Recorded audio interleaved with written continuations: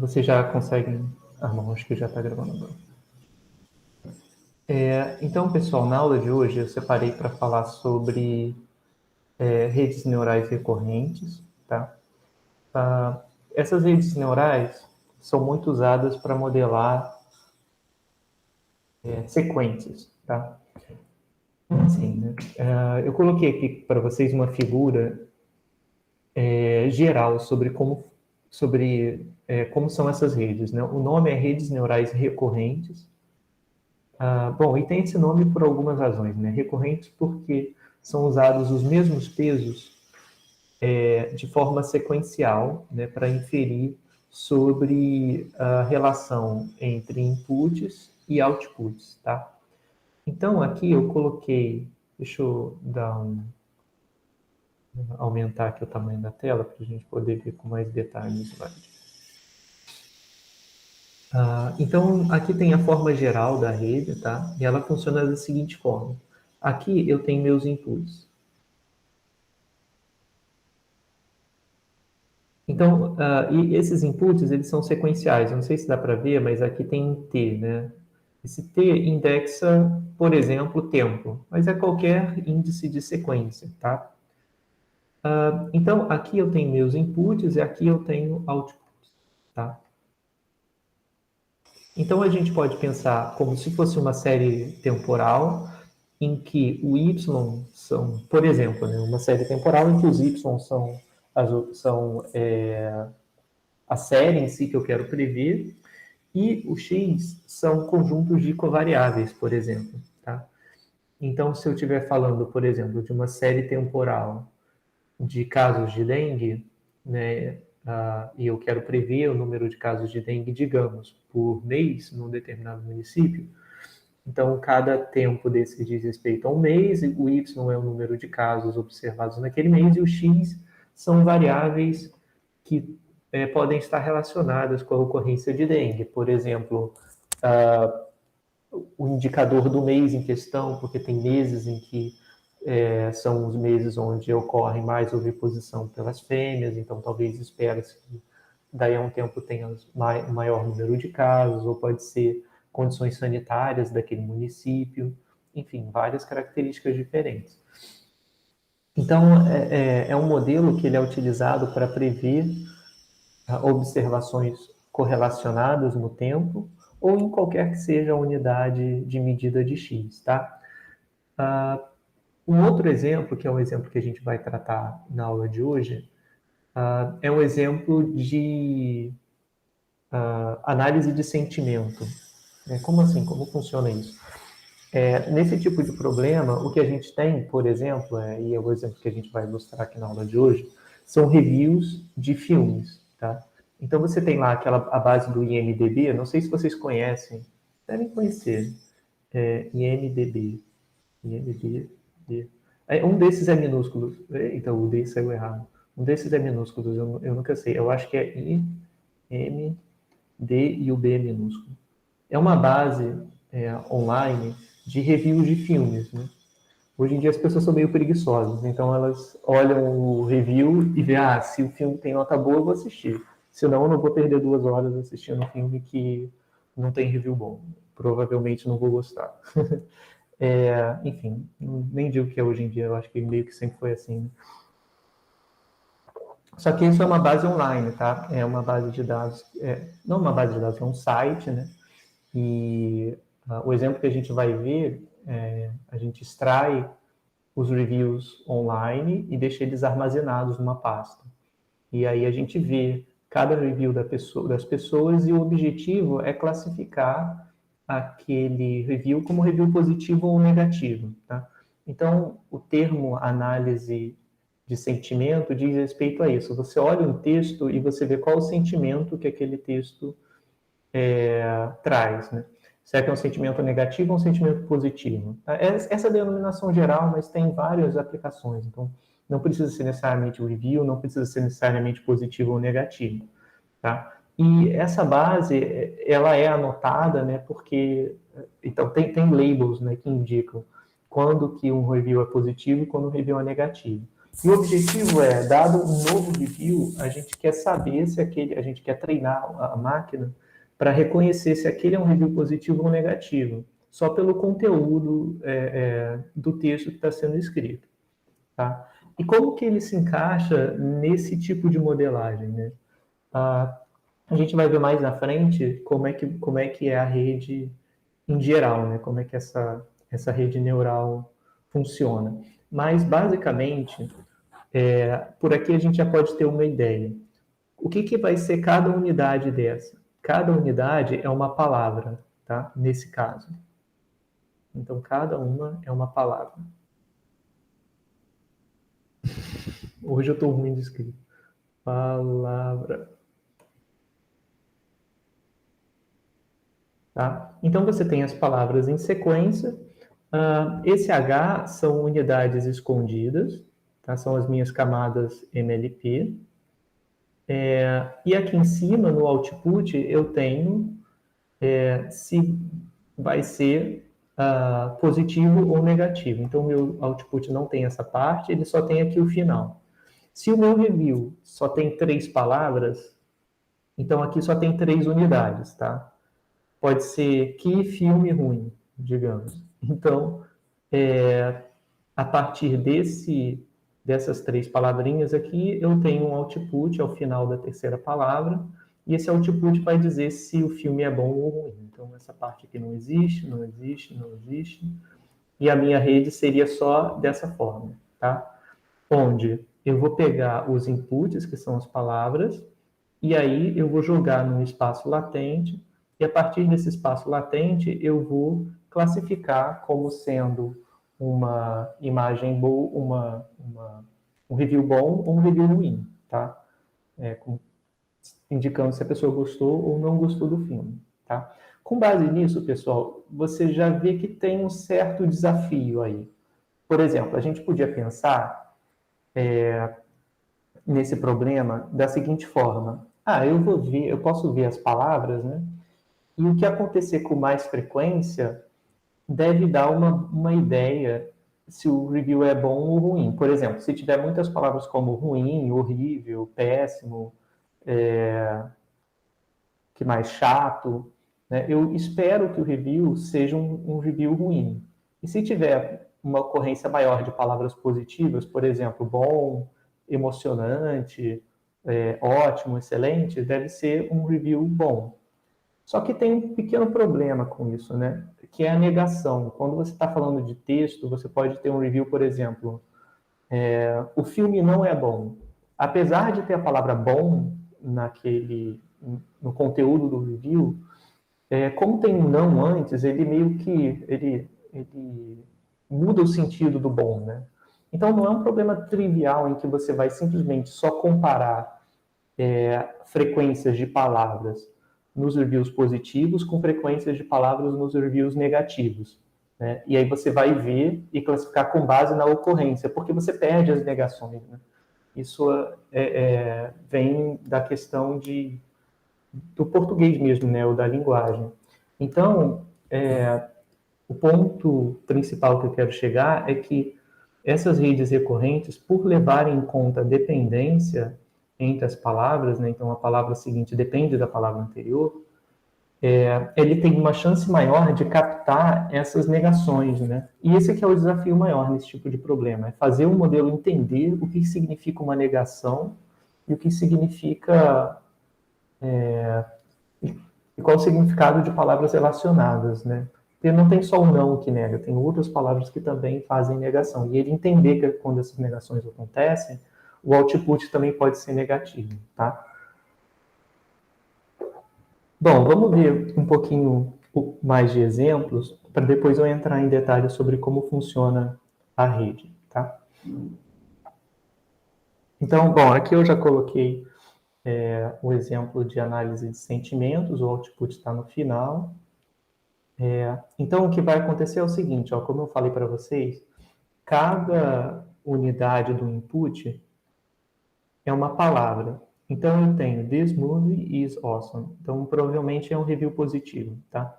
Então, o que vai acontecer? A primeira etapa é converter as letras em números, né? Que é o que a gente chama de tokenização, né? Transformar em um token. Porque a gente não vai ficar passando string, né, para o computador, ele não faz conta com letra, né? Ele faz conta com número. Então a gente converte para número o vocabulário. Tá? Então a gente vai pegar todo o vocabulário e vai converter para números. Depois disso, esses números aqui, eles são só codificações, né? Eles não significam nada matematicamente. Por exemplo, o is é o número 3.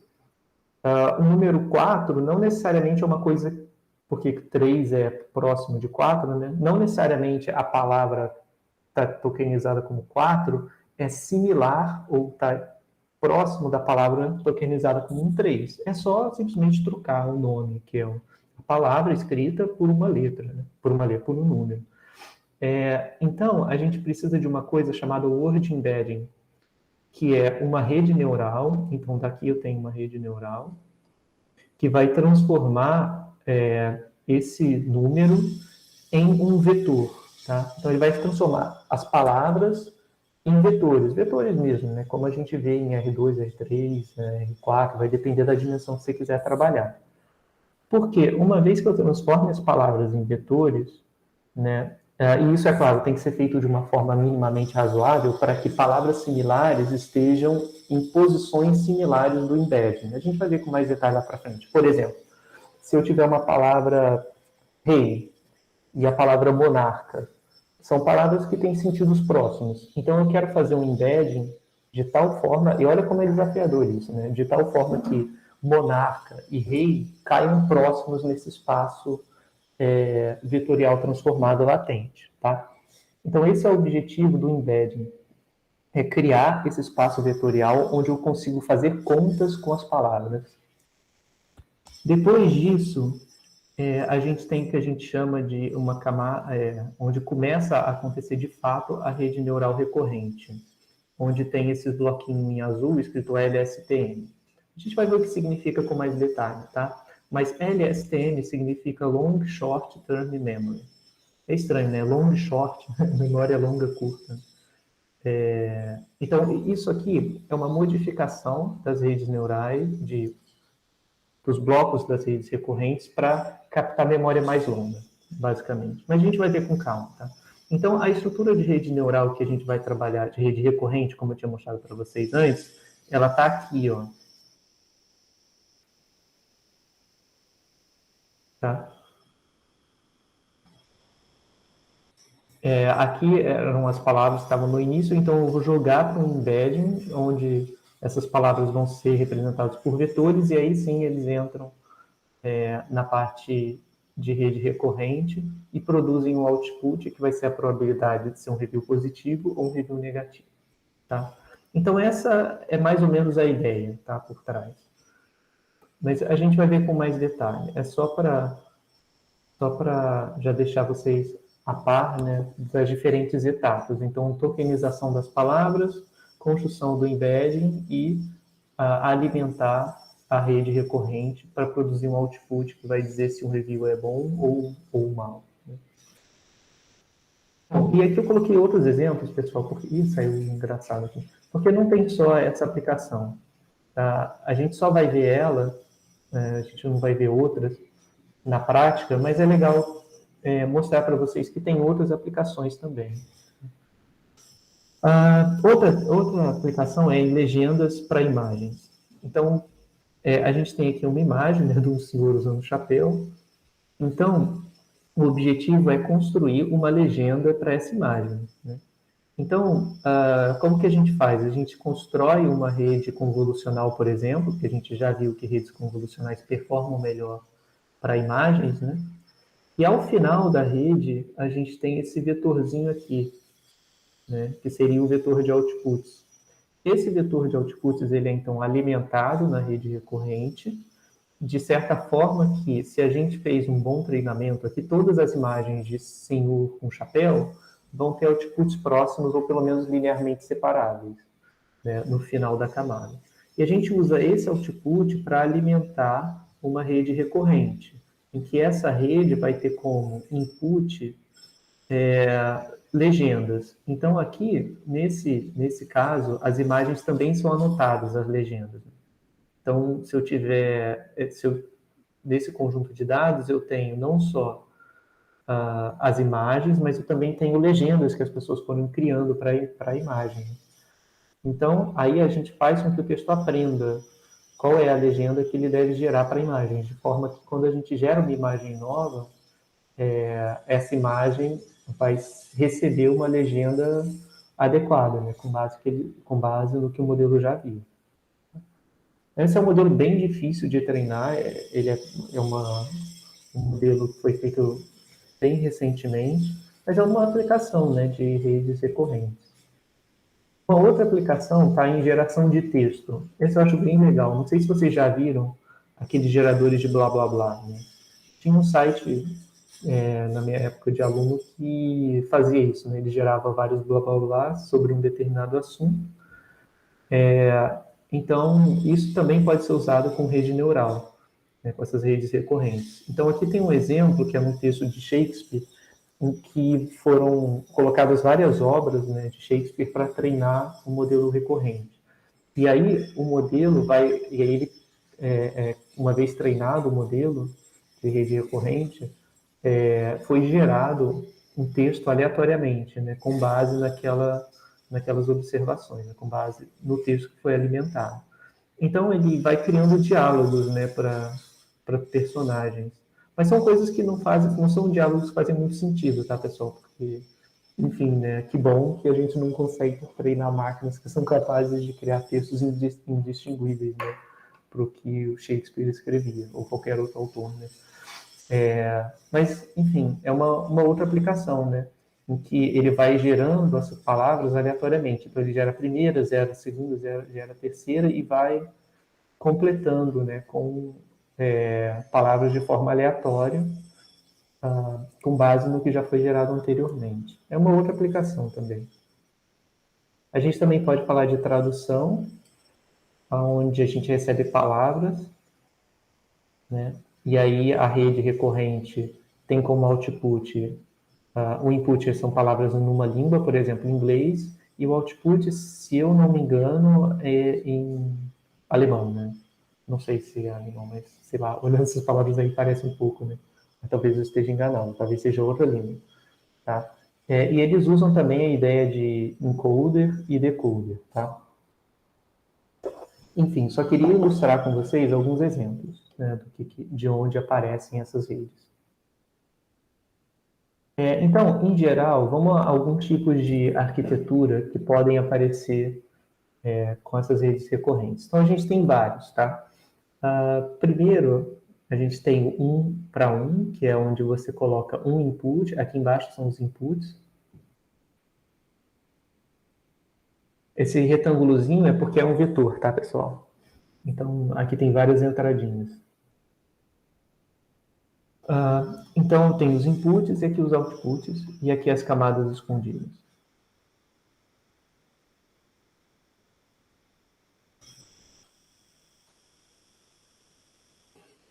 A gente pode ter um para vários, vários para um, vários para vários e vários para vários. Como assim vários para vários, um para um, blá blá blá? Como assim? Vou ver esse many to one, por exemplo, que é o mais simples, né? Assim, o mais simples de pensar no exemplo. O exemplo é a análise de sentimentos, em que aqui a gente tem o texto, aqui embaixo, são as palavras.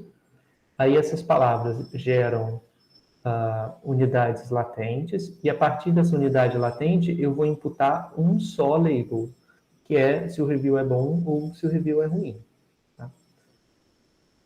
Aqui, pessoal, o número de inputs, né, isso aqui corresponde ao número de palavras, tá? Número de palavras. Número de palavras naquele review específico, tá? Ou naquele texto específico.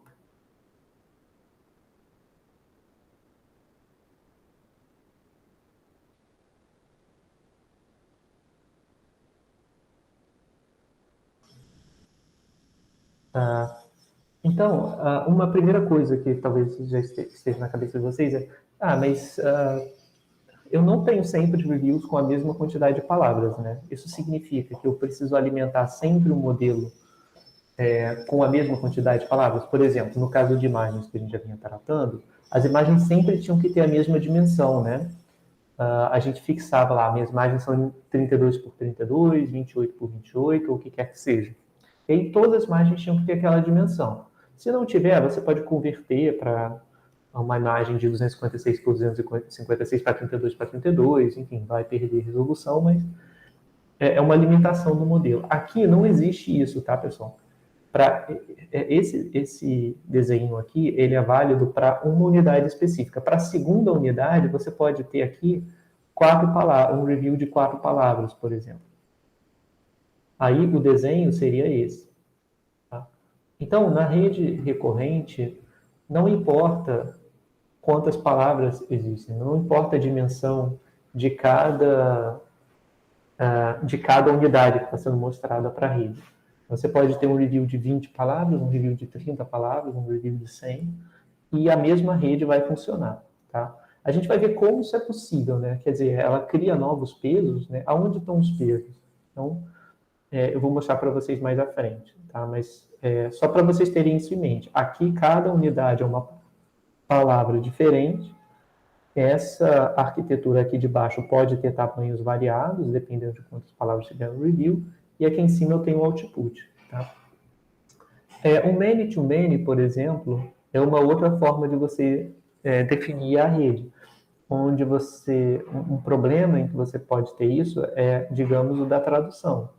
Onde aqui você alimenta as palavras, né, que você quer traduzir, né, na frase, e aqui em cima você tem os inputs, os outputs, né, o que você está prevendo como a tradução daquela frase. Esse é um caso muito mais difícil, porque não necessariamente a gente tem um output para cada input, né? Por exemplo, nós estamos falando de tradução, às vezes no inglês você tem 3 palavras, mas para você traduzir para o português, a melhor forma seria traduzir com 4 palavras, ou com 2 palavras, ou com 5.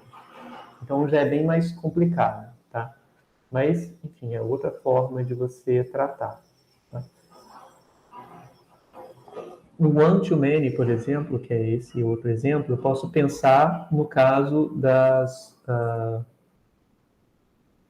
no caso dos captions, né? No caso de ter imagens produzindo captions. Né? Então, uma imagem produz várias palavras diferentes que vão servir como se fosse a legenda daquela palavra. Então, tem várias formas de estruturar as redes recorrentes para várias tarefas diferentes, tá? Bom, vamos começar a ver um pouco mais de detalhe como a gente define essas redes. Então, pessoal, aqui eu coloquei essa arquitetura de many-many, né? Que a gente tem várias unidades nos inputs e várias nos outputs, mas podia ser many to one, podia ser qualquer coisa. Eu só fixei uma aqui para a gente começar a definir as coisas. Então, meus inputs eu estou chamando de xt, tá? E que esses inputs são dados sequencialmente, os outputs são y de t, e as camadas latentes são os perceptrons, são os Hs, tá? Então, aqui estão as camadas latentes. E tem essas setinhas aqui, né? Então, a gente já está um pouco acostumado com essas notações de redes neurais. As setinhas costumam denotar pesos, tá? E é isso mesmo o que acontece com essa especificação. Né? A gente tem, cada setinha representa um peso. Né? Agora que começa a gente a ver com mais detalhe o que são os pesos. Né? A primeira coisa é que os mesmos pesos são usados em cada etapa. Como assim, os mesmos pesos? Eu tenho 3 classes de peso, tá? Vou colocar aqui até com vermelho para facilitar na hora de procurar. Eu tenho os pesos que vão dos inputs nas unidades escondidas, que são WXH. Então aqui eu tenho WXH, tá? De repente é melhor eu até colocar assim, que eu consigo escrever maior. puxar uma seta, W, X, H. Ops. Estou com um negócio muito grosso, não consigo escrever direito. Melhor. W, X, H. Eu também vou ter as setinhas em verde, que são WHH. Então, XH por quê? Porque leva input em rede, em camada latente. Agora, esse verdinho aqui, deixa eu puxar daqui, é o WHH, porque ele leva unidade latente em unidade latente. Tá? E, no final, eu vou ter aqui o meu o meu WHY. O WHY é o que está aqui. Professor, Porque leva hidden em output. Foi. Esses X0, X1, Xn são todos vetores, né? Sim. Então, esse W de XH também é vetor. W de XH é matriz, na verdade. Matriz. Porque aqui é vetor e aqui é vetor. Tudo Sim, bem? sim. Beleza. Tá. Tá. Bom, aqui eu não falei explicitamente, né, mas acho que é bom comentar agora, né? É uma boa hora para falar sobre isso. Aqui eu estava dizendo assim, é uma palavra, mas também é um vetor. É porque esse vetor aqui é um vetor cheio de zeros com só um número 1, né, que está indicando qual é a palavra. Então é como se eu pegasse o meu vocabulário, por exemplo, leio toda a minha base de dados, né, e vou pegar essa base de dados para montar um vocabulário, que são toda a listagem de todas as palavras presentes. Aí, na hora de montar o vocabulário, pessoal, a gente vai ver, quando for falar da implementação, na hora de montar o vocabulário, a gente tira as palavras menos frequentes, tá? Por exemplo, ou as palavras que a gente sabe que não são relevantes, né, que não vão ser muito relevantes. Por exemplo, is, né? Enfim, is não diz muita coisa, né, no inglês. Ou, sei lá, do.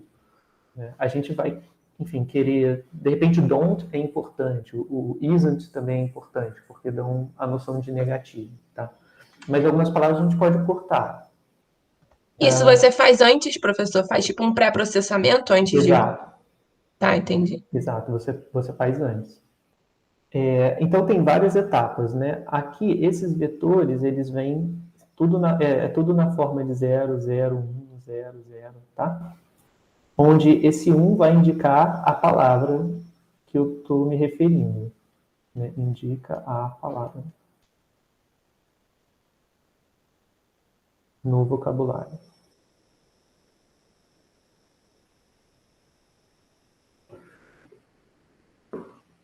Então, e aí quando eu fizer a multiplicação, né, por exemplo, eu vou olhar daqui para cá, tá? E eu vou escrever como é que funciona, como é que vai ficar a multiplicação. Ficaria H0 igual W, deixa eu botar até com certa, W XH que multiplica X0, tá? Que multiplica x0, é isso? x0, wxh, tá, exato, é isso. Então, o h fica sendo essa multiplicação matricial, tá? Também, pessoal, vai ter um viés, tá? É porque o viés, eu não estou escrevendo viés aqui, mas ele está sempre presente. Então, é o viés que também vai de x para h, tá bom? E aí, eu vou fazer o seguinte, eu vou colocar a minha função não linear, né? Minha função sigmoide. E aí já está denotada a rede, certo? Eu já consigo fazer a anotação da rede neural aqui. Tudo bem? Como a gente já vinha vendo. Então, esse sigma aqui pode ser aquela função ReLU, pode ser sigmoide, pode ser qualquer coisa não linear, pode ser tangente hiperbólica. Tá? E vai acontecer algo análogo para os outros pesos também. Tá? Para o peso do y, para o peso que vai do campo latente para o output e do latente. O latente é um pouquinho diferente, tá? É porque aqui, pessoal, eu comecei do 0, mas se eu for olhar do 1, vai ficar ligeiramente diferente. Eu vou colocar para vocês aqui do lado a formulação certinha, tá? Então, de forma geral, o que eu vou ter vai ser o seguinte, eu vou ter H, eu vou pegar aqui o H1, tá? O H1 eu já consigo fazer o exemplo bonitinho. Então, o que o H1 está recebendo? O H1 está recebendo H0, o input do H0, e input do X1. Então, ele recebe o input dele mesmo, no passado, e também recebe input da palavra associada àquela posição. Tá? Então, como é que fica isso matematicamente? Matematicamente, a gente vai ter H0, H1 igual sigma aplicado a quem? Eu vou aplicar ao mesmo WXH que eu tinha aplicado aqui antes. Então, todas essas setinhas são o mesmo WXH. São os mesmos pesos, tá? Eles são limitados a serem sempre os mesmos valores, tá? Não é só a mesma arquitetura, são literalmente a mesma matriz de pesos com a mesma dimensão e os mesmos números, tá? Então, esses números não variam de acordo com o input X e com o output, e com a camada latente H, eles são sempre os mesmos. Esse indexação aqui de XH, ela só está comunicando da onde para onde que aqueles pesos atuam. Tá? Então, vamos lá. Então, a gente tem isso aqui, né, o WXH, aplicado ao X de 0, não, ao X de 1, pelo desenho, mais. Nota que o H1 ele também vai receber input do H0. Então, ele também vai receber... deixa eu botar antes de colocar o H0, só para a gente ver que vai ter o seu próprio viés. Né? Mas... Então, tem um viés também associado, né, à passagem daqui para cá. E aqui vem W, H, H, porque eu vou pegar agora daqui para cá, né? Aplicado em H, 0, mais B, H, H. Tudo bem, pessoal?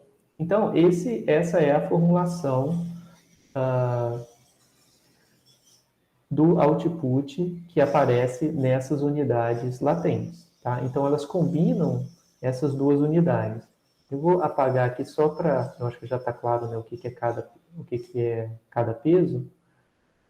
Só para a gente ver a estrutura que se repete. Tá? Olha, a minha estrutura é desse bloquinho de Tetris aqui. Tá vendo? Onde cada neurônio ele vai receber input dele mesmo no passado e dos inputs mesmo, né, das palavras que vêm do texto.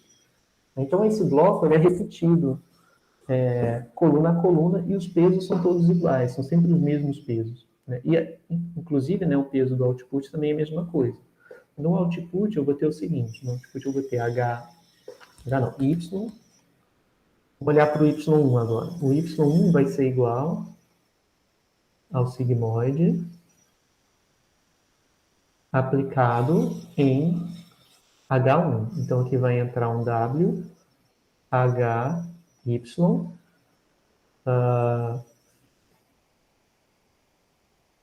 H1 mais o viés HY. Tá? Então, é bem similar. Não sei se vocês notaram, né, mas a gente tem uma coisa não identificável aqui, né? Não sei se vocês já repararam. Esse viés e esse viés, eles, um anula o outro, eles não são identificáveis separadamente, né? Porque eu posso pegar esse viés aqui, somar 70, pegar esse aqui e subtrair 70, e eles vão dar um output igual, certo? Então, na verdade, o modelo que aparece, ele combina esses dois vícios aqui. Eles são combinados para gerar o mesmo vício, que a gente vai chamar de BH. porque é o vício que entra em H, tá? Então, não preciso separar XH, HH, é só fazer BH, tá? Tudo bem, pessoal, esse ponto? Deu para entender como é a formulação do modelo? Deu. Então, isso explica, pessoal, como que o modelo é capaz de lidar com múltiplos tamanhos de input, certo? Porque se aqui eu tiver um review de 70 palavras, ele vai pegar esse mesmo bloco, que tem esses parâmetros aqui todos fixados, e vai simplesmente repetir o bloco, né? Ele vai repetir, vai aplicar aquele bloco em toda a sequência. Então, apesar de ser uma rede neural que recebe muitos inputs de múltiplos tamanhos diferentes, o tamanho, né, a quantidade de parâmetros é sempre a mesma e ela é sempre replicada. E tem que ser, né, pessoal? Porque se a cada x eu tiver um parâmetro novo, eu não consigo generalizar. Então a ideia é que esses caras sejam fixos mesmo, né? Esse, sejam fixos e não dependam de ter, né? Para que você consiga usar o mesmo peso para várias sequências diferentes. Tá? Então, essa é a formulação básica do modelo. Tá? Aqui eu coloquei a fórmula geral, mas eu achei mais fácil colocar com um desenho, né, e com os pesos coloridos. Mas olha, a gente chegou na mesma formulação que está nos slides. WXH, né, como ele é XH, ele está associado a um peso vermelho, o HH está associado a um peso verde, e o BH está relacionado a um peso azul. Né? Aqui a mesma coisa. Não, desculpa, BH é associado... Enfim, BH ele não tem uma cor. Se eu fosse colorir, de repente eu coloriria ele com o verde, porque ele está entrando dentro da unidade verde. E o Y tem a mesma coisa, ele entra o peso azul e entra aqui o viés azul também. Tá?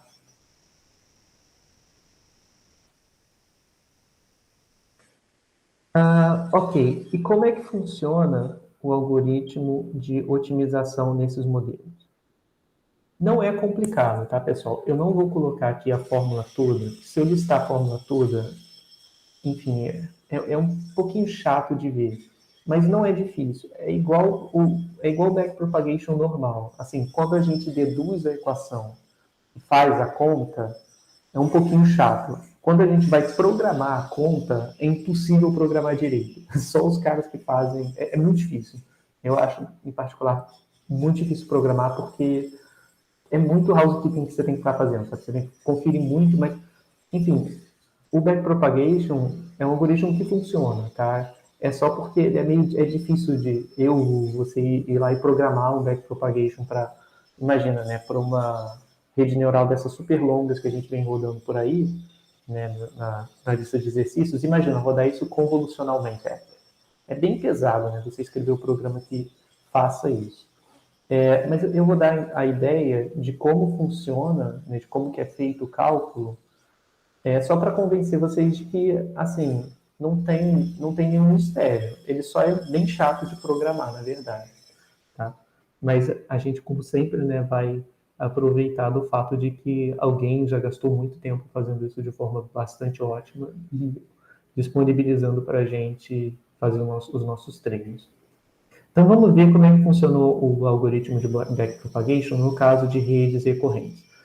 Nesse caso, pessoal, em redes recorrentes, a literatura chama de backpropagation through time, quer dizer, propagar, né, calcular os gradientes voltando no tempo. Né? É só uma forma bonitinha de escrever, mas nada mais é do que aplicar a regra da cadeia e ir armazenando os gradientes que você calcula no meio do caminho, porque eles vão ser importantes para pesos lá do futuro, para você não calcular várias vezes o mesmo gradiente que você já tinha calculado. Tá? Então, como é que funciona? Vamos supor, por exemplo, que a gente quer calcular o gradiente com respeito a WXH. Então, o WXH é um W vermelho, né? Então, vou botar aqui vermelho. Então, aonde aparece o WXH? O WXH vai aparecer aqui. Ele vai aparecer aqui também. Ele também vai aparecer aqui. Né? E ele é o mesmo. Para todas essas instâncias, é o mesmo peso. Deixa eu maximizar, né? A gente tem mais espaço. Tá? Para todas as instâncias, o peso é o mesmo. Então, quando eu tenho que derivar esse L aqui, é o loss que ele chama, tá? É o loss entre a perda entre Y e o output, tá? Da rede. Aí aqui o output, como é que eu posso botar? Eu posso botar S de X. No tempo, aqui, esse X ele vai de 0 até T grande, onde T grande é o tamanho da sequência. E eu quero calcular a perda entre o Y, né, entre aquele review, que seria 0,1, né, indicando se é um review bom ou ruim, e o que o output me dá. O output aqui vai me dar uma sigmoide, tá, pessoal? Eu não falei uma sigmoide não, uma softmax, tá? Eu não falei aqui em cima, mas, enfim, esperava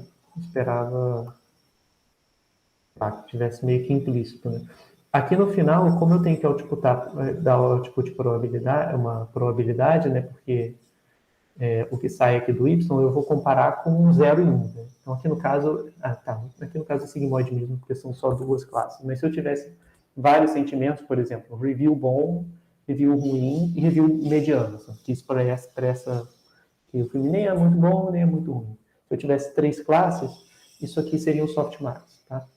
É aquele bloquinho que a gente já está acostumado a ver, em que o output seriam, no caso, 3 valores, né, um vetor de probabilidade de tamanho 3, onde cada valor é positivo e os 3 valores somam 1. Então, retornando, de fato, uma probabilidade para cada classe. Tá? Então, vamos lá, vamos ver o backpropagation.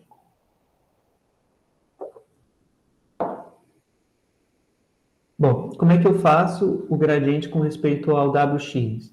Eu vou ter que passar por toda a rede. Então, eu vou fazer o seguinte, eu vou fazer gradiente de y com respeito a Hn. Né? Então, primeiro, vou fazer o gradiente da perda com respeito ao y. É que aqui o y está denotando como output da rede, tá? Então, talvez a minha anotação daqui não tenha sido das melhores, porque o meu y aqui é o 0 e 1. E o y dele aqui é o meu s, tá? Então, ficou meio estranho. Talvez se eu pudesse colocar aqui Z, vai ficar meio esquisito, tá, pessoal? E Y, né? Y é a saída da rede e o Z é o indicador, C0 ou C1. Então, como é que eu vou fazer o backpropagate? Eu vou calcular o gradiente com respeito ao Y, ou seja, calculo o gradiente com respeito a essa parte, perda com respeito ao output. Depois eu vou calcular output com respeito a Hn. Então, ó, output com respeito a Hn. Então, aqui eu tenho somatório em T, porque eu vou calcular o gradiente de y com respeito a esse, y com respeito a esse, y com respeito a todos os outros intermediários. Tá? Aí, como é que eu faço os intermediários? Né? Eu vou passar y com respeito a h de t e multiplicar o gradiente de h de t e multiplicar esse gradiente pelo gradiente h de t com respeito a wxh. Tá? Então, quando eu calculei o gradiente de y com respeito a esse cara, vou multiplicar pelo gradiente com respeito a esse cara daqui de baixo. Quando eu calcular o gradiente com respeito a essa parte, eu vou multiplicar pelo gradiente com respeito a essa parte daqui. Né? Porque eu estou fazendo a regra da cadeia. Esse somatório está pegando o gradiente com respeito a todos os pontos, né? Respeito a cada ponto da sequência, e calculando, né, multiplicando pelo gradiente de cada um dos Hs com respeito aos seus próprios galhos. Né? Então, a única coisa que não é tão direta é o gradiente do y com respeito aos Hs que vem antes, né? Mas aí é só eu abrir, tá, pessoal? Eu tenho que abrir esse gradiente aqui para trás.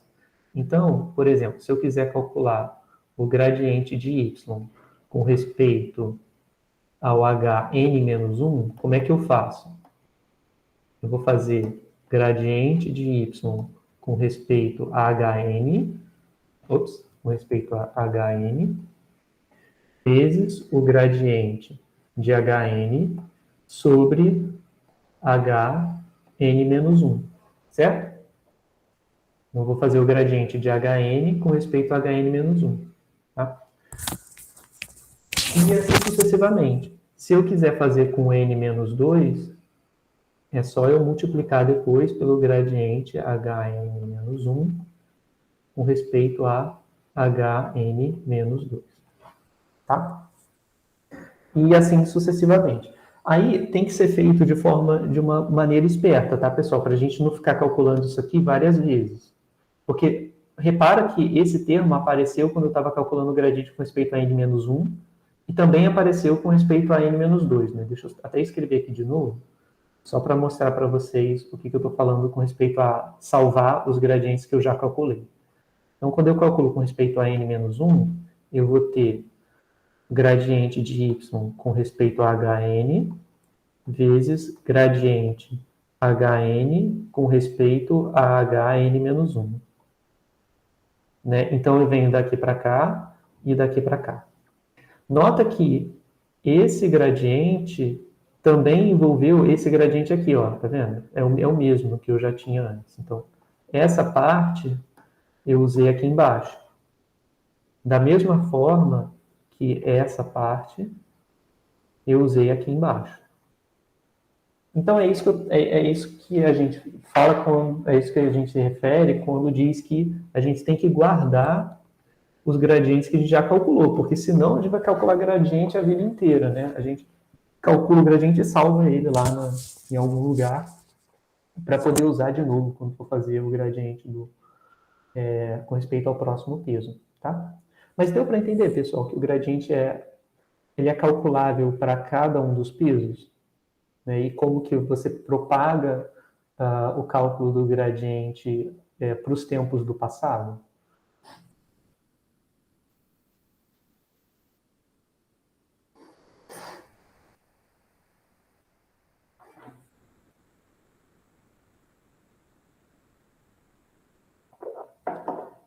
Fez sentido ou ficou estranho ainda? Eu entendi. Assim, eu não conseguiria fazer isso não, mas entendi entendi a ideia. Sim. Esse é o espírito. A gente, por sorte, é o pessoal da computação que faz esses troços. Então, eles deixam disponível para a gente usar e fica tudo por debaixo dos panos. Mas é importante a gente saber de onde que vem, né? Porque se a gente quiser fazer uma mudança, a gente vai saber como que essa mudança se propaga, né, no passado, né, nos gradientes anteriores, né? E a gente entende, né, que é só a aplicação de várias regras iguais. Porque, olha só, a expressão também não é diferente. Então, isso é um outro ponto. A expressão, a função que calcula esse gradiente é a mesma função que vai calcular esse outro aqui. Porque os W são os mesmos, né? O que vai mudar é o input. Então, até esses caras aqui estão bem definidos. Porque se eu voltar aqui e mostrar para vocês... Peraí.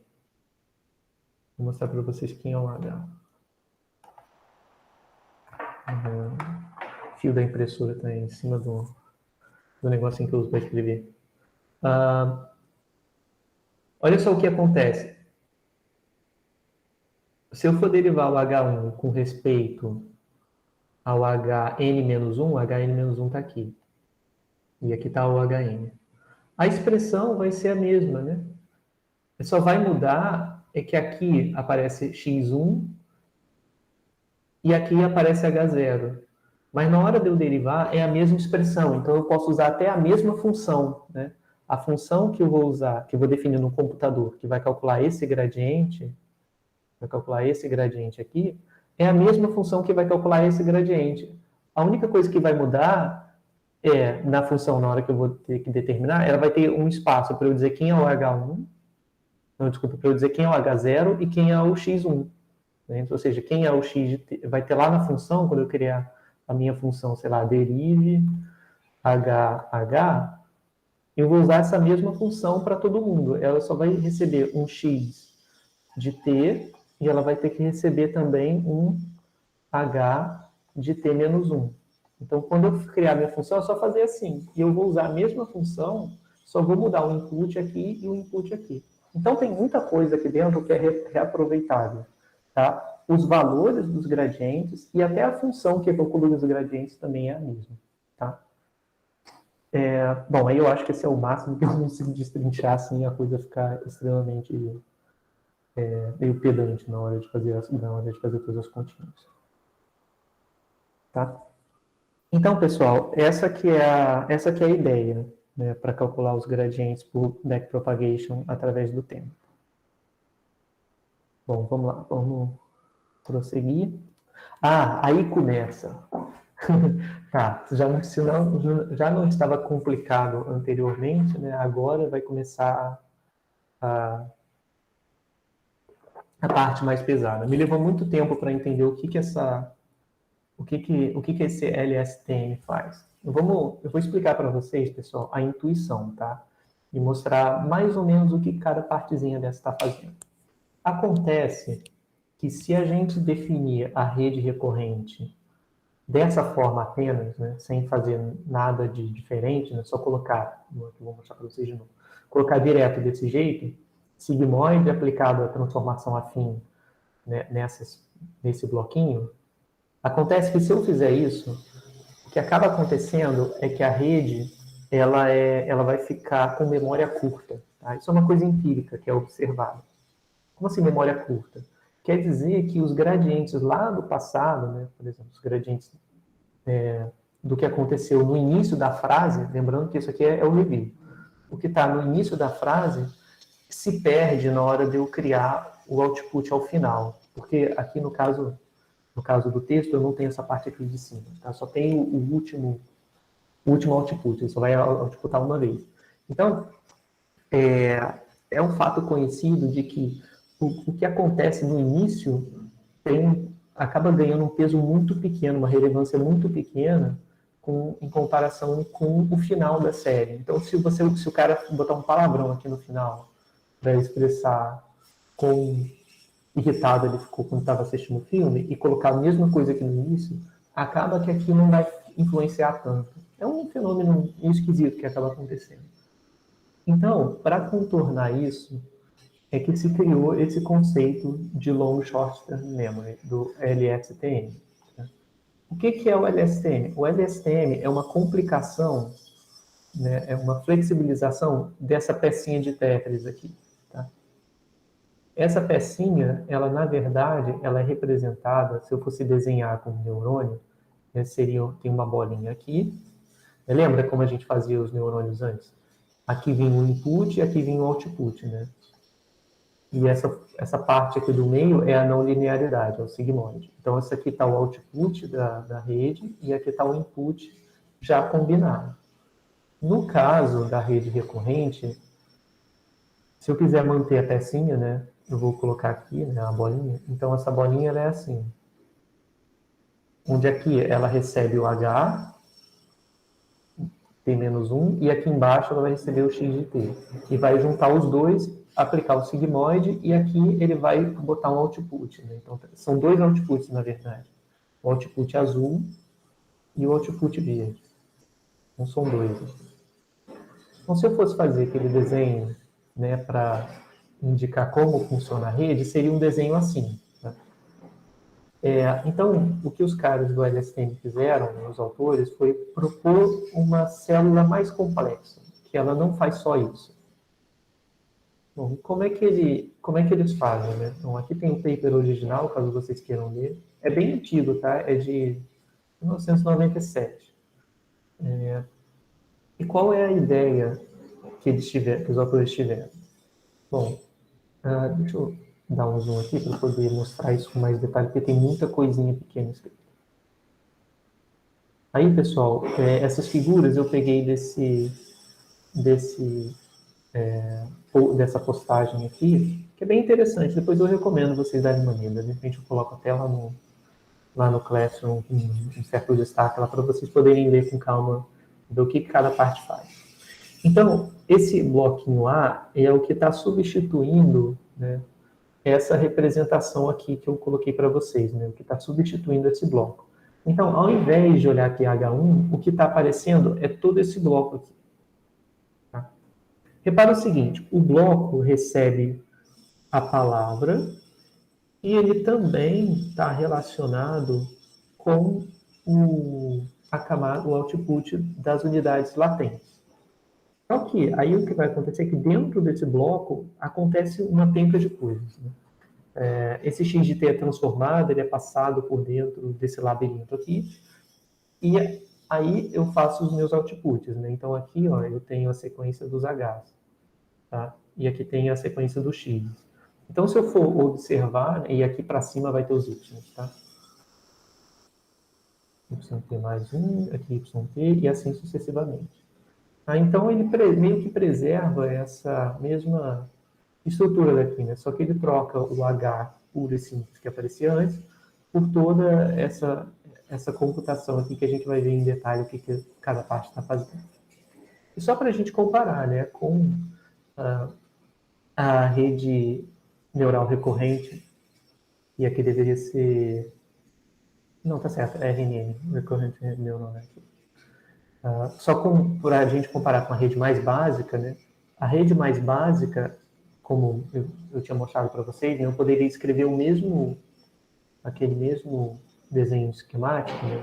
Esse mesmo desenho aqui, eu posso escrever desse jeito, só para a gente comparar como que um é em função do outro. Eu poderia escrever assim. Por quê? Porque eu estou recebendo HT-1. Esse HT-1 ele também vem para cá, tá? Aqui também é HT-1. Aqui tem HT, aqui também é HT. Tá? Então, essa rede, ela outputa HT duas vezes, para cá e para cá. Tá? Então, essa tangente hiperbólica é uma das possíveis funções sigmoides. Então, ela vai receber, sigma vai receber H de T-1 com o W HH, ele vai receber HT-1, mais o W XH X de T, mais o viés do H, né? Que a gente já viu anteriormente. E ele vai reportar isso como sendo HT. Então, HT foi função do HT-1, função do X de T e função do B, né? Função do viés. Tá? Então, o desenho, né, básico é esse aqui. Né? O desenho que corresponde à rede mais básica que eu coloquei para vocês. É só para a gente ter uma comparação. E olha como aqui fica mais complexo. Bom, agora vamos tentar entender o que cada parte dessa está fazendo. Tá? Dá um pouquinho de zoom out. Bom, a primeira coisa, né, a notação. O que significa essas notações? Repara que eu tenho setas, eu tenho sigma hiperbólico e eu também tenho esses valores x mais, esses negócios. Tá? E aqui tem uma legenda para a gente entender o que acontece, né? O que cada parte faz. Então, essa parte onde aparece sigma, eu vou dar um zoom primeiro e depois eu tiro o zoom para poder explicar.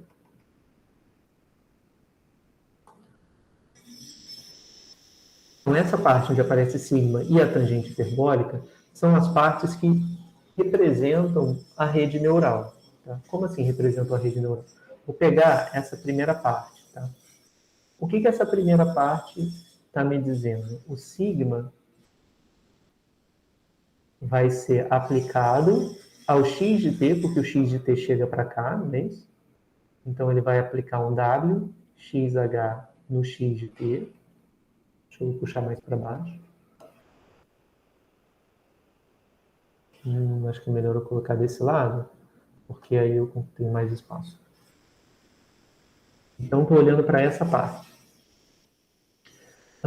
E aqui, o que vai acontecer é que esse H de T, ele vem para cá, né? Também H de T.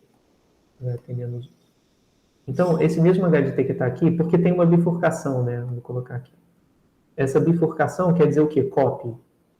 Então, toda vez que ele bifurca, quer dizer, pega aquele sentido, joga aquele valor e replica ele nas duas direções, para cá e para cá. Então, esse H de T que aparece aqui em cima é o mesmo H de T que vem para cá para baixo. Tá? Aí o que vai acontecer? Quando eu olhar para cá, aqui tem HT-1, aqui tem X de T, e essas duas setas se encontram antes de chegar no sigma. Então, esse se encontrar antes de chegar no sigma representa a aplicação do sigmoide sobre x de t e também sobre h, e também sobre h de t menos 1. Né? Tudo bem? Então, e falta o viés, mas o viés não é representado, tá? Então, aqui vai ser um B, vou colocar H. Depois eu tenho que melhorar a anotação para os Ws, porque vai aparecer Ws em outros campos. Para cada sigma desse aqui, tem seu próprio W. Né? Então, vai aparecer vários Ws que precisam ser indexados com algum outro, com uma outra coisa aqui em cima para diferenciar cada um deles. Eu poderia botar talvez um 1 aqui, onde o 1 representa essa primeira entrada. O 2 representa essa, o 3 representa essa, o 4 representa essa, o 5 representa essa. Tá? Então, é isso que essa primeira parte está fazendo. Essa segunda parte, como é que eu leio a segunda parte? A segunda parte também é bem similar. Por quê? Porque o h de t-1, ele continua seguindo para cá, né? Ele vai seguir assim. E o x de t também vai seguir para cá.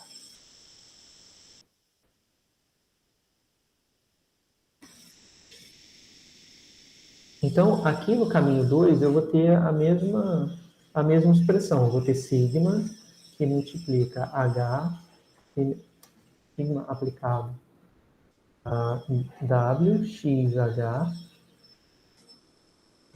aqui entra um 2, x de t, mais w2, hh, h tem menos 1, mais dh.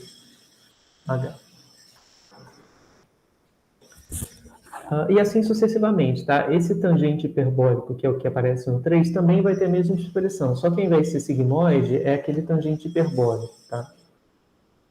Eita, aí fica difícil de mexer isso aqui, porque tá tão alto.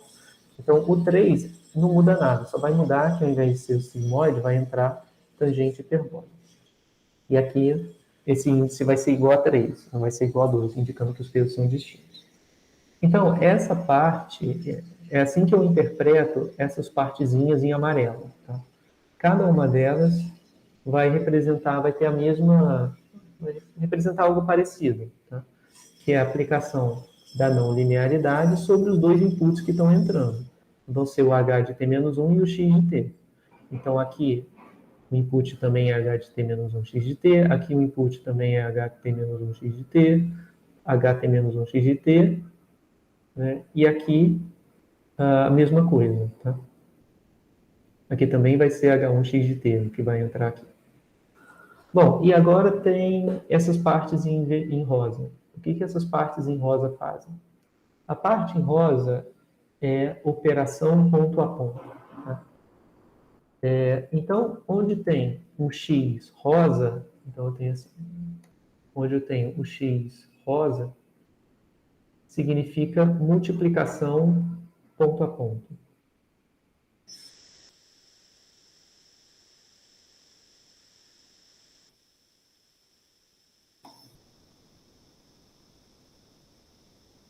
Ponto a ponto.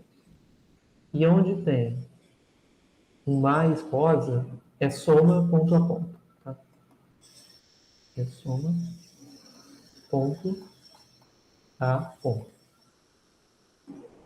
Então, aqui, como é que eu leio essa operação? Ela vai pegar o output do sigmoide e vai... O que é o output de sigmoide? Esse sigmoide aqui é, de fato, aquele sigmoide que a gente chama de logito na estatística. Então, como o output dessa transformação é um vetor cheio de valores entre 0 e 1, então o que esse output aqui vai me dar? Como essa função é a sigmoide, ele vai me dar um vetor com várias entradinhas. Cada entrada dessa é um valor no intervalo 0, 1.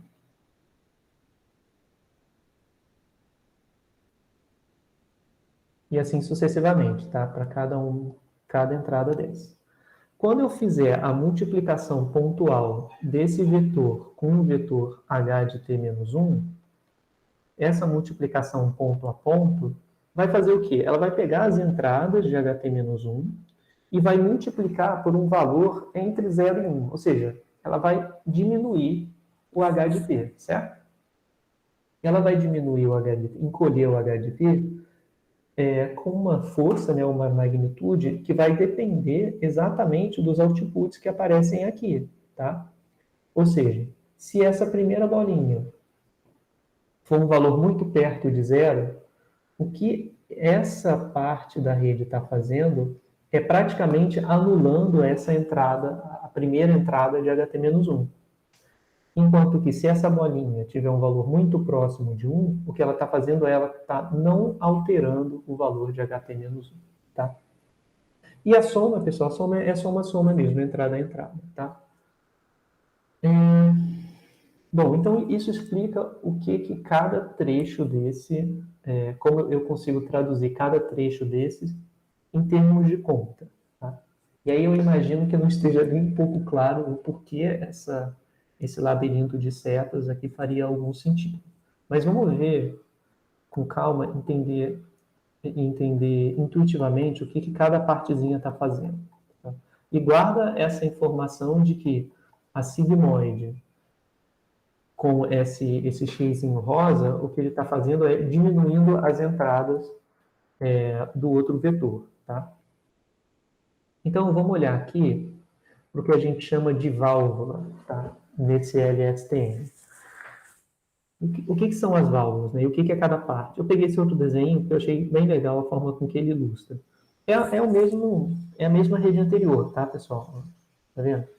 Só que aqui, além de estar um pouquinho maior, o vermelho é sigmoide. Ops, horrível. Esse vermelhinho aqui representa sigmoide. E o sigmoide, ele vai de 0 até 1.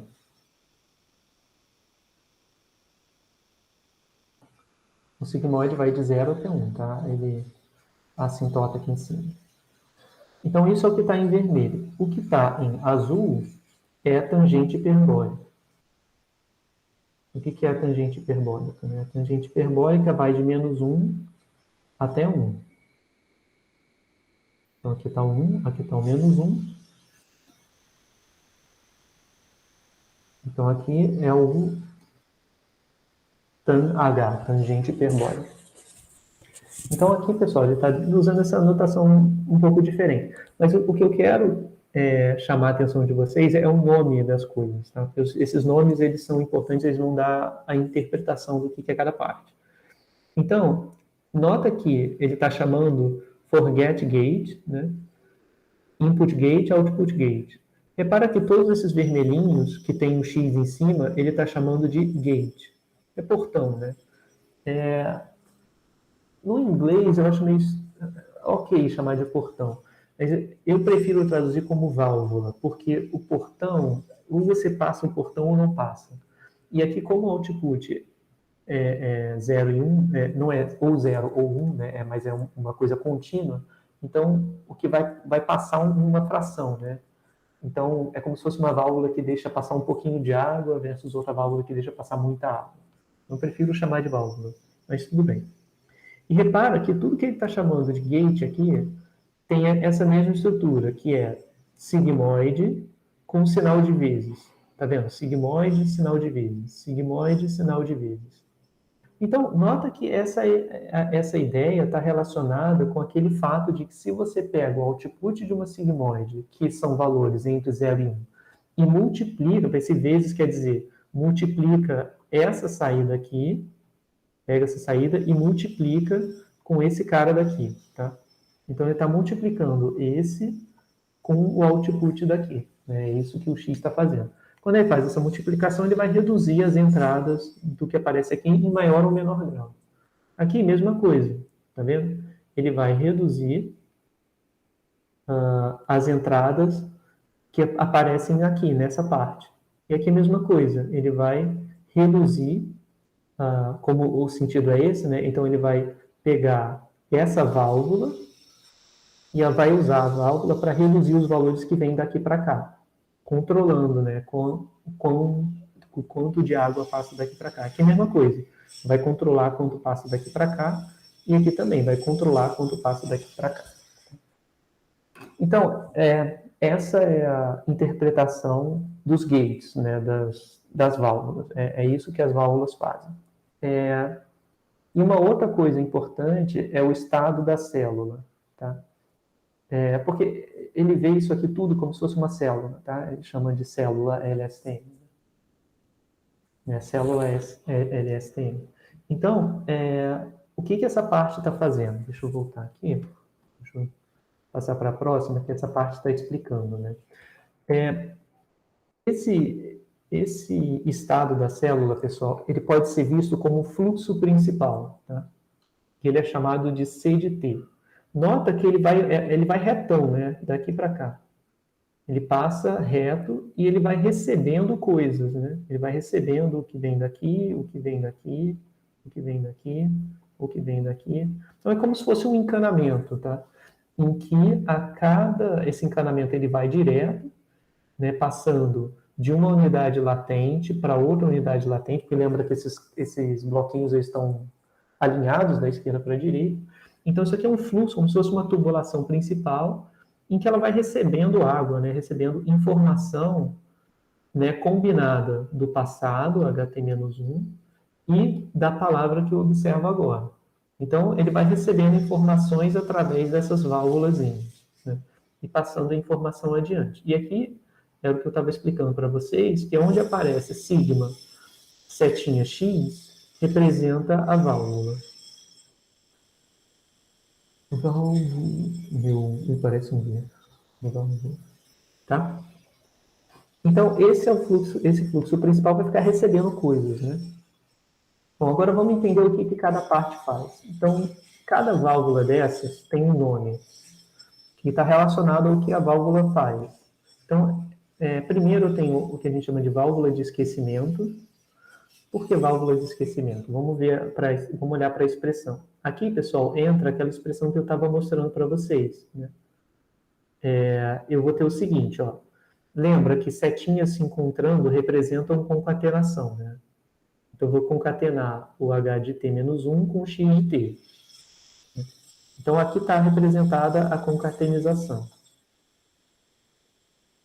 Que tem, quando eu escrevi lá atrás, eu escrevi como uma soma, tá? Mas, pessoal, é a mesma coisa, porque aqui o que vai acontecer é que eu estou colocando mais entradas em WF, e aí eu vou, quando aplicar o WF nesse vetor, vai ser igual. Vai ser a mesma coisa que eu ter duas Fs, uma multiplicada por H e a outra F multiplicada por X de T, tá? Esse WF, como eu concatenei ali atrás, ele faz o mesmo papel de eu ter dois W. Eu ter o WXH, e aí do lado eu colo nele as colunas de WHH, tá? É a mesma coisa. Tá, então vamos lá.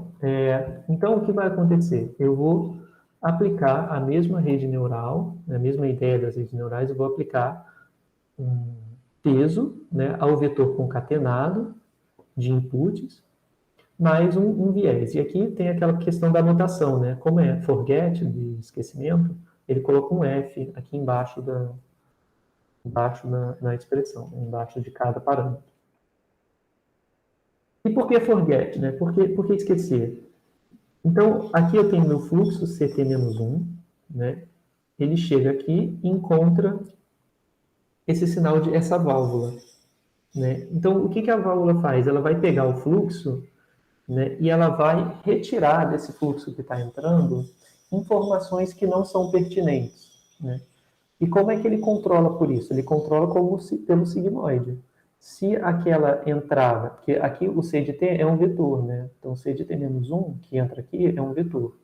Um vetor que saiu da célula no instante anterior, tá? Aqui de trás saiu dessa célula, pelo fluxo principal, saiu um C de T-1. Então o que ele vai fazer? Esse CT-1, ele vai ter várias entradas, né? Como eu tinha mostrado antes. Ele vai ter um C1, aqui eu dropei o índice T-1, tá? Só para ficar mais claro. Um C2 e um CN, digamos.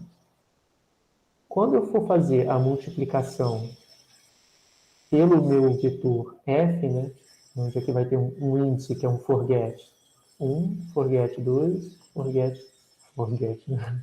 Engraçado. N. E esses valores são todos entre 0 e 1.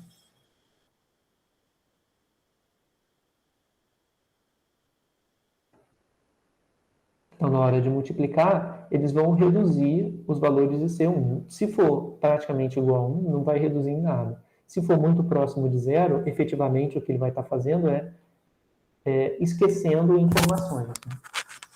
esquecendo a primeira entrada, ou esquecendo a segunda entrada, ou esquecendo a terceira, né? E esse esquecimento é feito de forma contínua. Então, essa é a primeira camada, é a camada que vai filtrar o que é importante naquele tempo do que não é importante, tá?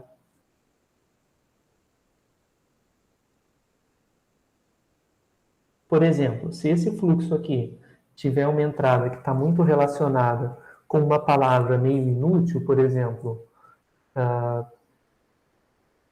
sei lá, ARE, né? Tipo, são. É uma palavra que não ajuda a definir se o sentimento é bom ou ruim. Provavelmente, esse forget vai esquecer aquela parte, tá? Ele vai treinar para esquecer, para que ele use mais as palavras que são mais significativas, né? Um not, por exemplo, né? Ou um don't, algo assim. Ou até um adjetivo que veio antes, né? Um awesome, qualquer coisa do tipo. Beleza, então esse é o forget. Vamos para a próxima.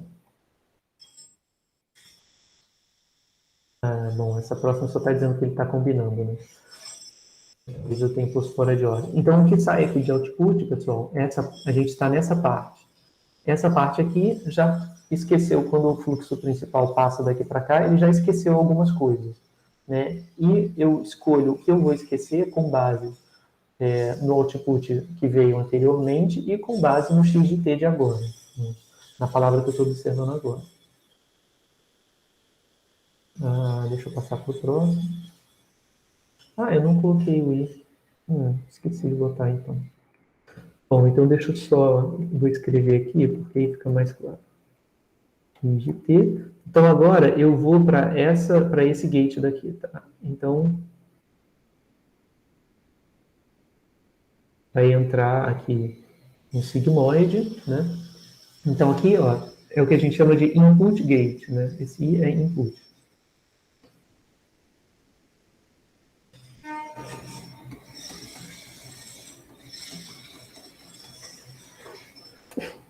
Então, eu tenho a combinação da palavra com a unidade latente anterior, ela vai ser combinada para formar uma outra válvula, que é a válvula de input, né? Essa válvula vai combinar, né, ela vai trabalhar sobre a tangente hiperbólica. Então, aqui sobre a tangente hiperbólica.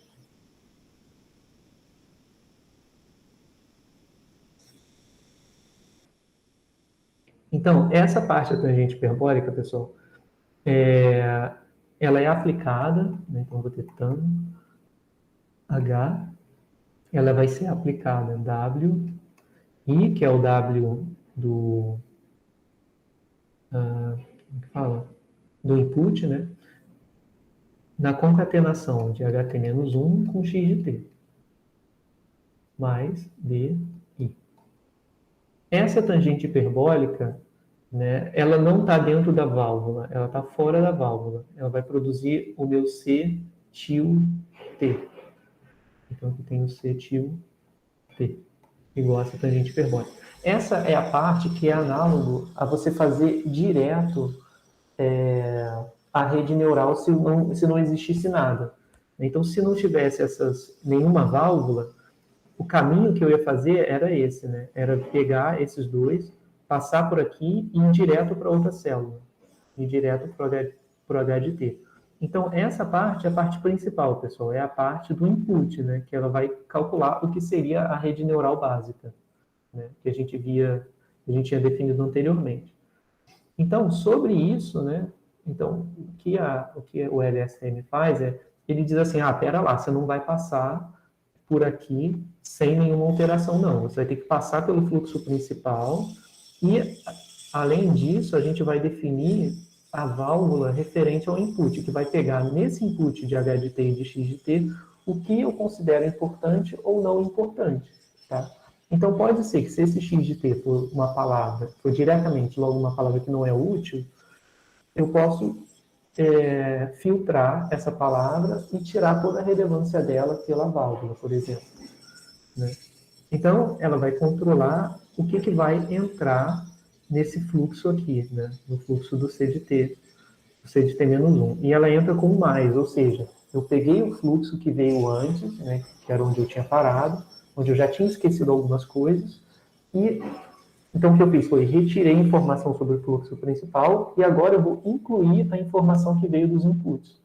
Né? Essa informação ela é filtrada antes para escolher o que eu quero passar, se eu quero passar toda a informação, se eu quero de fato reduzir algumas entradas. E aí eu concateno, né, pessoal? Eu adiciono as duas coisas para que eu consiga incluir o que veio do input após ter selecionado o que eu queria tirar do meu fluxo anterior, tá? E aí prossigo, né? Isso que estava aqui, né? Ele é resultado, ele é passado nessa tubulação principal, né? Ela é passada para a próxima célula e aqui acontece mais uma parte final, né? Mais uma modificação.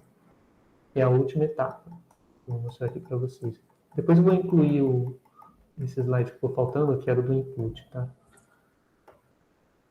Mas é isso que ele representa. E agora falta a válvula de saída, que é o final, que é a válvula de output. Então, nessa válvula, o que eu tinha aqui, né? Então, eu parei nesse ponto, em que duas coisas acontecem. O fluxo calculado C de T, ele é jogado para a próxima célula, para que ele dê entrada, né, a uma nova célula de LSTM, mas ele também, né, dessa tubulação, ela também é replicada aqui para baixo. Né? Ela também faz esse sentido daqui para baixo. Então, o que vai acontecer? Tem um outro gate aqui, né, uma outra seta que sai de sigmoide indo para o sinal de vezes, então isso aqui é uma outra válvula, que chama O de T, né, que é output. Então, essa válvula de output, o que ela vai fazer? Ela vai concatenar, né, novamente, o H de T-1 e o X de T, que são esses inputs, bem como aconteceu aqui. Então, vai concatenar, né, os inputs, vai ter um próprio peso WO, um próprio viés WO, vai passar pela sigmoide e vai ter isso como output, o O de T. Né? Então, essa é a última válvula. Então, o que ela vai fazer? Ela vai pegar o que saiu do fluxo principal, esse fluxo principal que sai daqui, ele é transformado por uma tangente hiperbólica. Por que ele é transformado por tangente hiperbólica ao invés de sair puro e simples? Porque aqui antes, pessoal, vem um sinal de mais. Então, aqui eu tinha somado uma coisa, eu tinha somado o T-1 que veio para cá, com algo que saiu daqui. Quando eu faço essa soma, talvez eu tenha valores acima de 1 ou abaixo de -1. Se eu não colocar tangente hiperbólica aqui, o que vai acontecer é que com o tempo, né, o que sai daqui dessa parte baixa de T vai ficar maior, vai ficar aumentando sem limite. Então, para não acontecer isso, a gente passa por uma tangente hiperbólica, de modo que sempre que o que sai aqui, o que sai daqui, está entre 0 e 1, entre -1 e 1, desculpa. Tá? Então, o H de T está entre -1 e 1, e o H de T aqui está entre -1 e 1 também. Tá? Então, isso aqui é para controlar, tá, pessoal? Para não explodir a célula, para que ela esse fluxo H de T não atinja valores de forma ilimitada. Então, o que vai acontecer? Eu vou combinar o que sai do fluxo principal com a válvula para reduzir, para controlar o que eu quero que saia como H de T. Ele vai pegar uma parte do fluxo principal e combinar diretamente, né, e escolher qual parte dela que vai sair, quais informações do fluxo principal vão ser mantidas e quais não vão ser mantidas. Né? E aí, de novo, como essa válvula depende de HT-1 e de X de T, ela está usando a palavra atual e a informação do passado, né, para determinar o que sai e o que fica em C de T. Tá? E aí, essa parte H de T, ela vai ser usada para alimentar a próxima célula aqui pela esquerda, né? Então aqui vai ter uma outra célula. Enfim, ficou feio, mas tem que ver como outro bloquinho desse. E esse conteúdo é replicado, né? Esse H de T que veio para cá para cima é o mesmo HT que vem aqui para baixo, mas esse que vai para cima é aquele que vai combinar direto com o YI aqui, tá? Com o YT. Tá? Então, funciona dessa forma, né? Então, aqui no final vai ter um outro HT mais 1, e aqui vai ter o YT mais 1, e assim sucessivamente. Foi o que eu tinha desenhado lá lá atrás. Então, deixa eu tirar e voltar para... Deixa eu ver o que tem no slide seguinte. E voltar para o slide anterior, só para a gente ver como é que ficou a estrutura. Eu queria voltar para...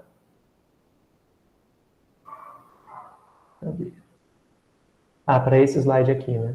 Só para a gente ver o que acontece. Ó. Primeira válvula, esquecimento, né?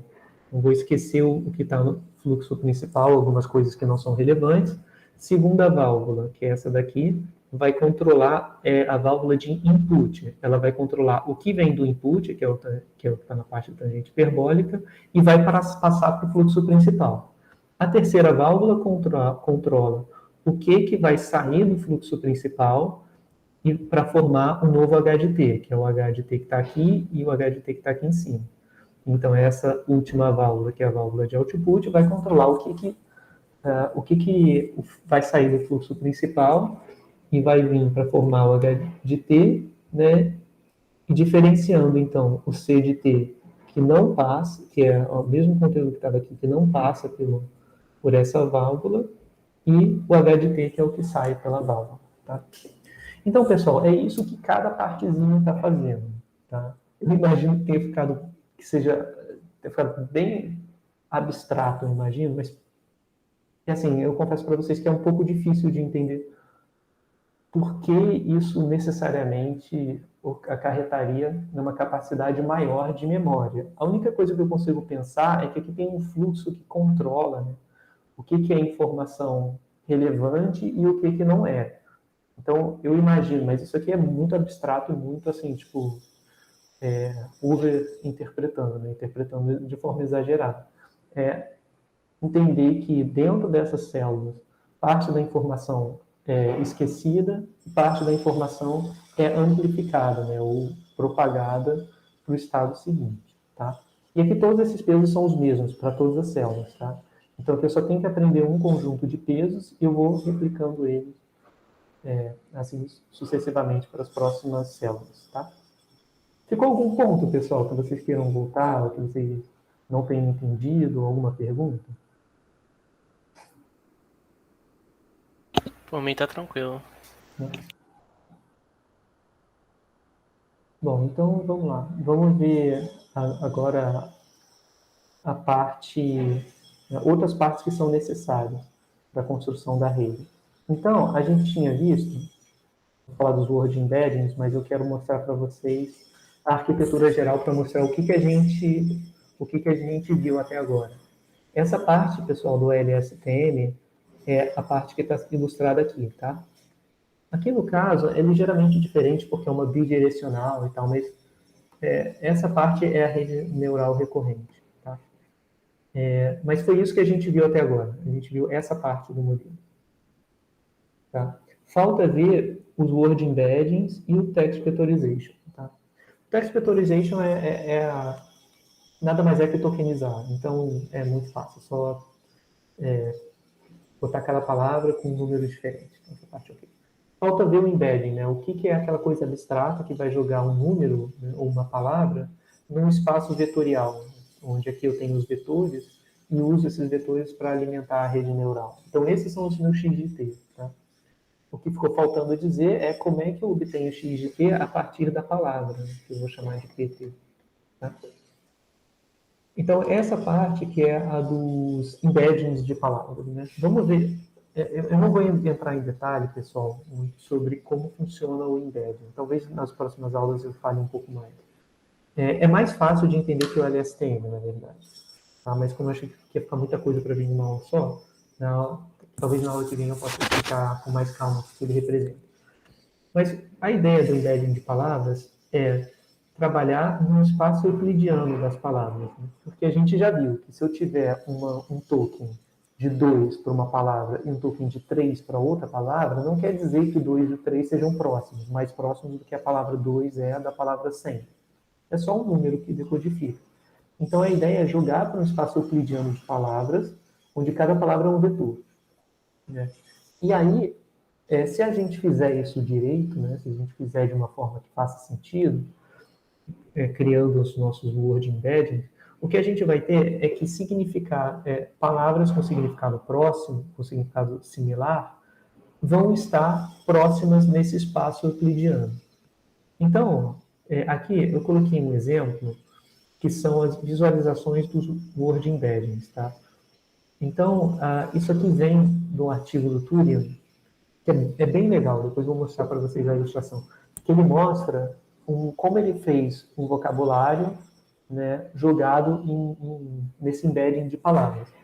E a ideia é essa, pessoal, é que palavras similares ficam em localizações parecidas desse espaço euclidiano. Então, aqui, ó, eu tenho números: 0, 20, 15, 1, 30, 5, 6, 4, 2, 3, muitos, many, these.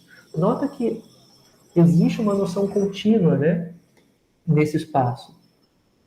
Primeiro, assim, aqui a gente já está olhando localmente, tá? Tem várias palavras, né? Tem todas as palavras da língua inglesa nesse embedding, e a gente está meio que dando um zoom para ver o que tem numa dessas regiões.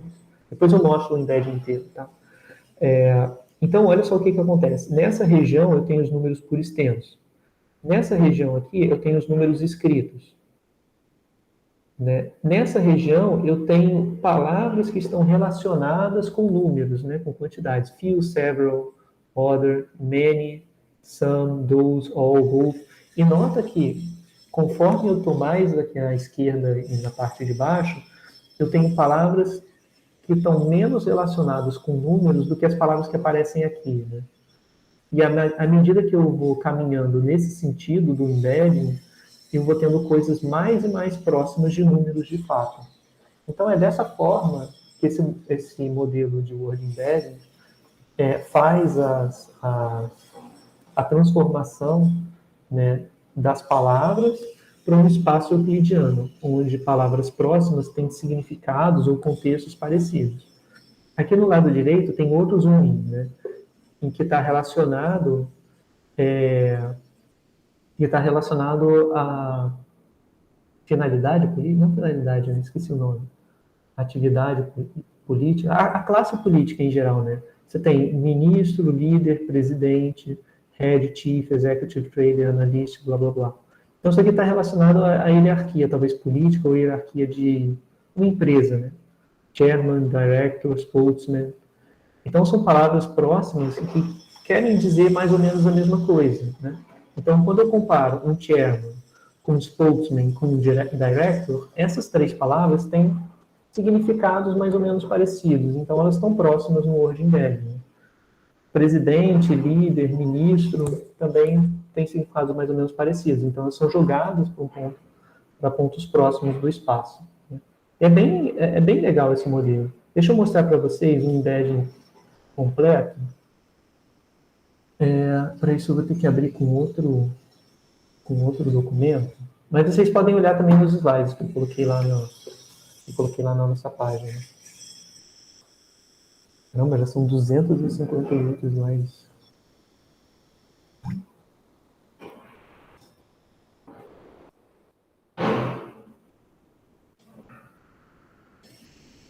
Não consigo.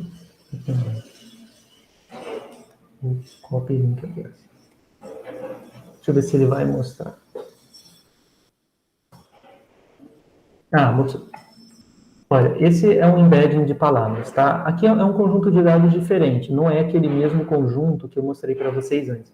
Mas olha só como ele está representado. Se eu for olhar assim, né, fica difícil de ver o que tem em cada palavra, mas eu posso ver esses aglomerados para ver se está fazendo sentido, né? Então, nota que aqui, olha, eu tenho dias, né, Tuesday, Christmas, Fridays, né?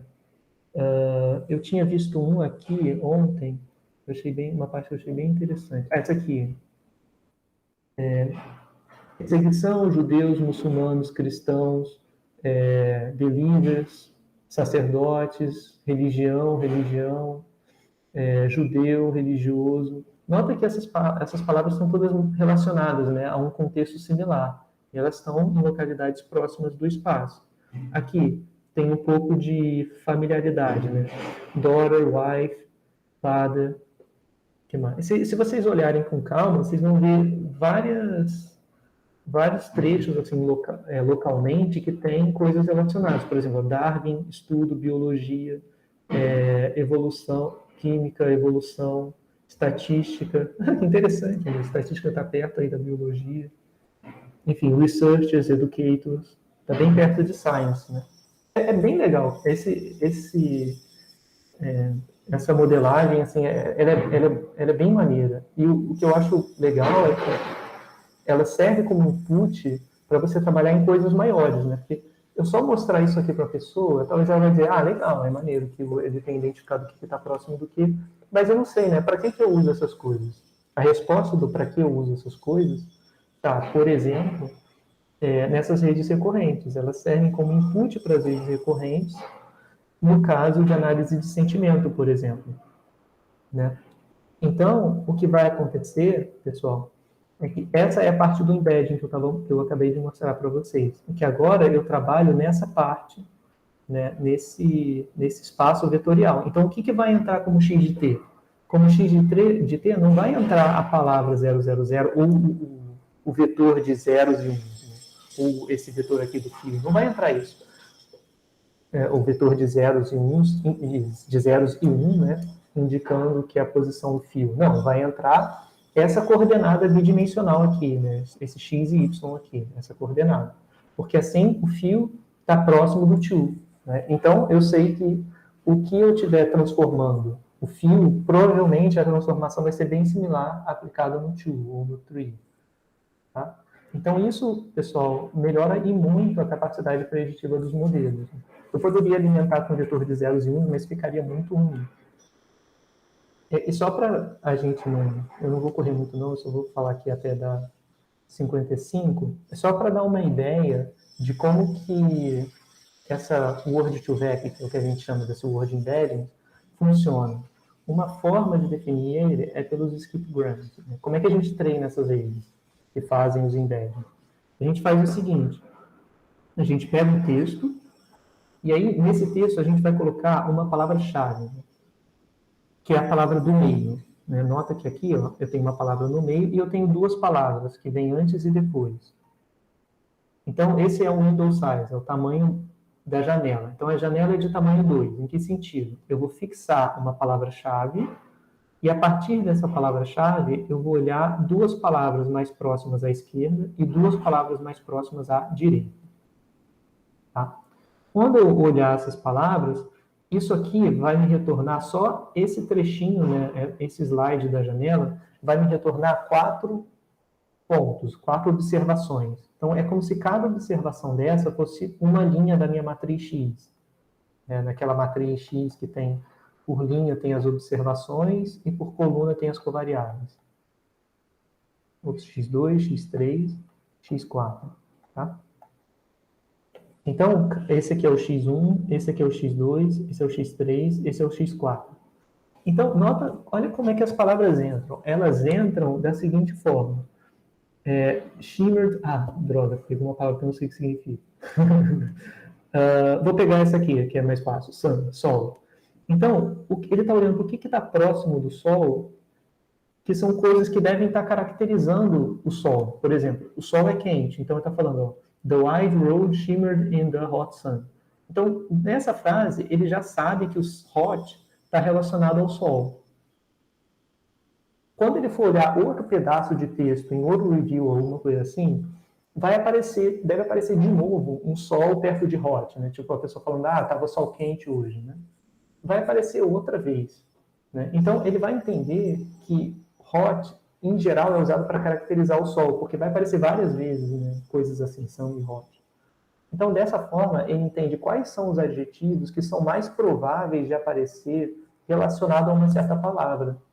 E esses adjetivos, e essa forma de entender o que está relacionado ao que, ele usa para construir os embeddings. Né? Então, aqui, como a janela é de tamanho 2, ó, ela vai andando para a direita e para a esquerda, tá vendo? E ela vai pegando, no máximo, 2 observações. Então, por exemplo, aqui eu vou pegar uma só, porque não tem mais observação aqui à esquerda.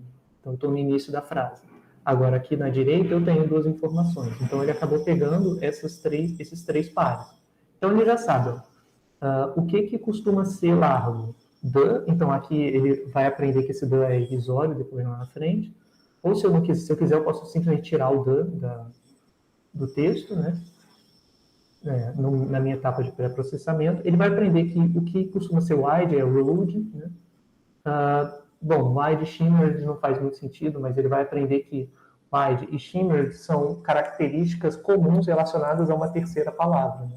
Porque a estrada é larga e shimmered, o que quer dizer isso, não sei. Mas, enfim, ele vai aprendendo essas relações, né?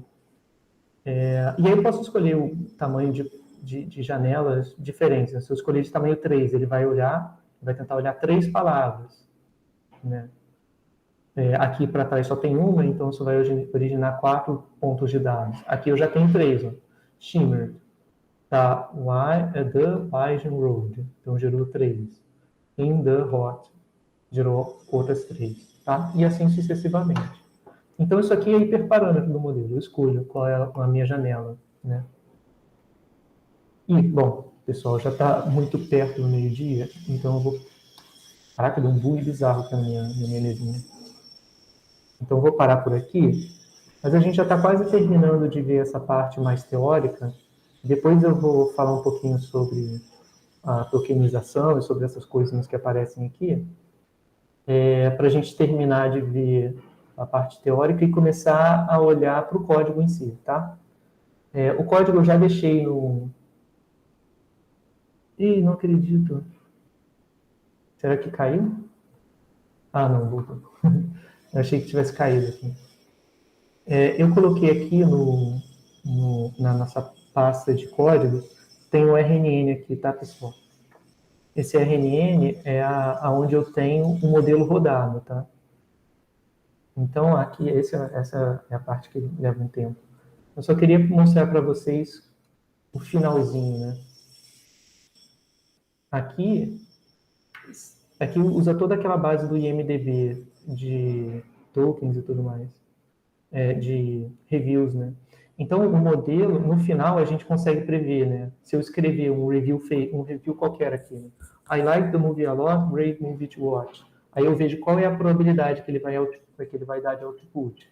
A probabilidade é de 0,92. É porque 1 está relacionado a um review bom e 0 a um review ruim.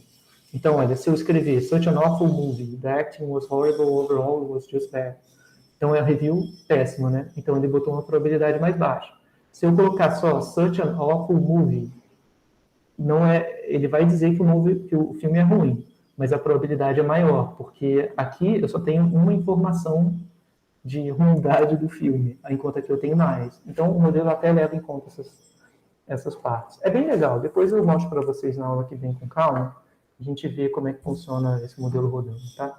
Desculpa, pessoal, acabei atropelando muito tudo aí. Eu espero que não tenha sido muito chato. Mas, sei lá, eu acho essas aplicações legais. Eu decidi comentar aqui com vocês. Embora a gente não tenha visto com muito detalhe o que são as coisas, mas é legal a gente ter isso como ferramental. E depois a gente pode olhar com mais detalhe nas próximas aulas. Bom, pessoal, era isso. Não vou mais tomar o tempo de vocês. Um bom dia para todo mundo e a gente se vê semana que vem, beleza? Tchau, só. Tchau, tchau. Tchau, tchau. Tchau, professor.